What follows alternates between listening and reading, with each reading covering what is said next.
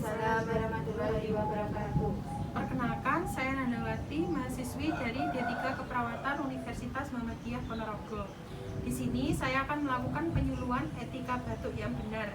Batuk merupakan mekanisme pertahanan tubuh, terutama pernapasan, gejala suatu penyakit atau reaksi tubuh terhadap iritasi di tenggorokan karena adanya lendir, makanan, debu, asap, dan sebagainya.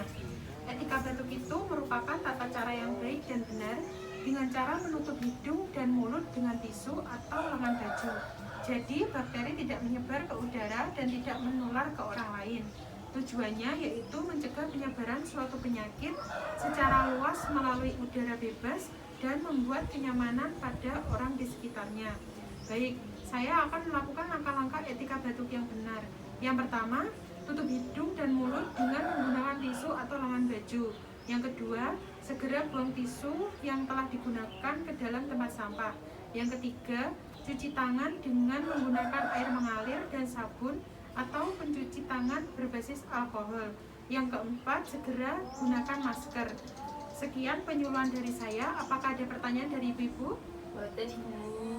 Baik, jika tidak ada, saya ucapkan terima kasih atas waktu dan tempat yang diberikan untuk saya. Saya ucapkan terima kasih. Wassalamualaikum warahmatullahi wabarakatuh. Waalaikumsalam warahmatullahi wabarakatuh.